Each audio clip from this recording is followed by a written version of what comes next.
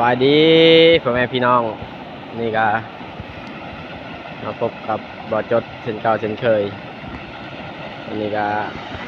นำห้วยกระลองกำลังขึ้นเนาะเพราะว่าภาษาบ้านเฮาก็นำกำลังมาหลายฝนตกแล้วเมื่อคืนนี่พี่น้องเลย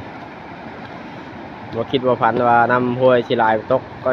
ยๆอยู่บ้านบ่อจดเนี่ยฝนตกทางเหนือพุ่นแหละเขตบ้านไม้บ่อค่ำเขตกระลองไม่ใหญ่ตึกสะดุงนี่สบายดีไหมใหญ่ได้หลายอยู่บ่ปลาฮะ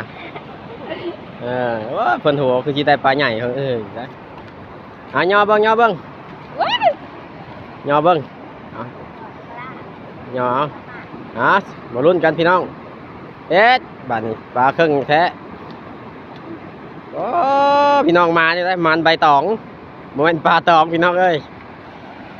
โอ้น้ำห้วยกำลังขึ้นมื้อเช้านี่ถ้าผู้ใดอยากไปเดินทางไปทางแก้งผ้ามนากลางก็บ่สามารถไปได้เด้อพี่น้องเด้อน้ำมันกำลังขึ้น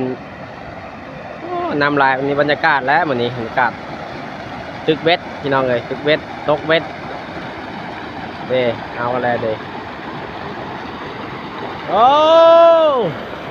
มาแล้วพี่น้องเอ้ยปลาลดแล้วหรือปลาลาดใหญ่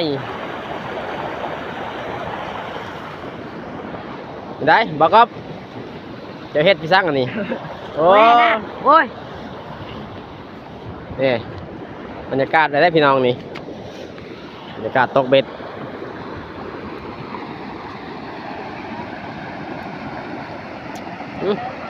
บอกครับสิไปใช่บอกครับจะสิไปใช่ผมยังตายอยู่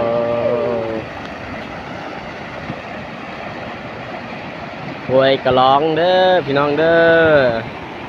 ตอนนี้น้ำห้วยกำลังไหลกำลังขึ้นมาสั่นเดี๋ยวเขาก็ปีกยาเบ็ดลงมา